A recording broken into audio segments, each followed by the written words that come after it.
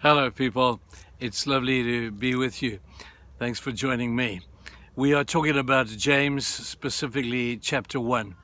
We spoke yesterday about Satan, the deceiver, how he comes as the first guise is out of a snake in a tree, and he beguiled Adam and Eve, promising them something he had no right and he could never deliver on anyway. All they got from receiving and taking his temptation was pain and suffering. That's the consequence that has lived on all down through the ages now. So now I want to take you to the two passages, the two verses in James chapter 1 that talk to us about this deception. It says in James chapter 1 verse 22, "Be doers of the word and not hearers only, deceiving yourself.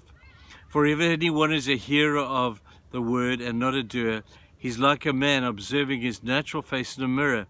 For he observes himself, goes away, and immediately forgets what kind of man he was." Now, this deception that we're talking about here, Jesus speaks very strongly about it in Matthew chapter 7. Go and read it from verse 15 through to verse 20.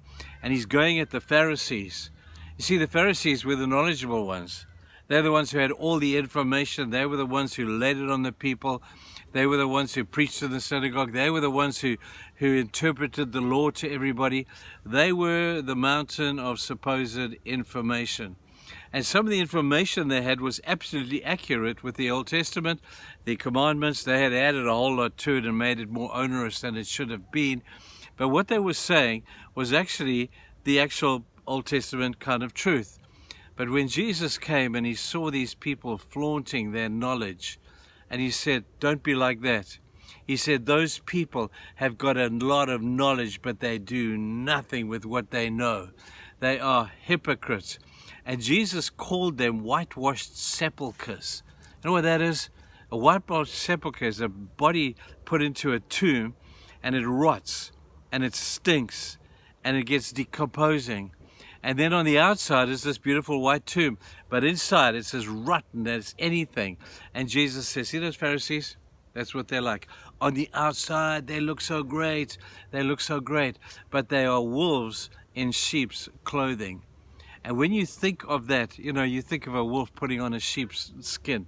How stupid is anybody to believe that that thing is in fact a sheep? You can see it's a wolf. But the deception of those who know a lot. Be careful of knowledge, people. I think we need knowledge. I'm not knocking it completely. But knowledge without application is a disaster waiting to happen. It breeds spiritual pride. I hate to say this, but some of our most educated theologians are full of pride, thinking they've got monopoly on the truth. They know a lot of stuff. I take nothing from them. But man, is that real Christianity?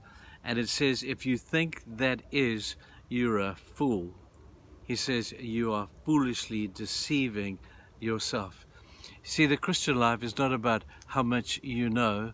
It's about what you do with what you know. And I hope that you will get to know more stuff. Study the word. We're told to do that. Put it in memory. Get into that thing and begin to make it integrally part of your life. But at the end of the day, people, it's not what you know, it's what you do with what you know.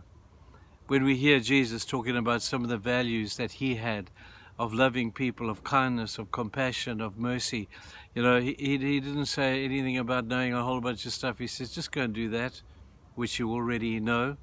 Go and do that which you've already seen me do, and you'll be fine. You'll be fine. So let's do that. I was speaking to Errol today, and Errol talks about Nike Christians. Nike, just go and do it. I understand studying's cool, but there's no better than action with what you know. I hope that means something to you today. Simple message. Cheers. Bye.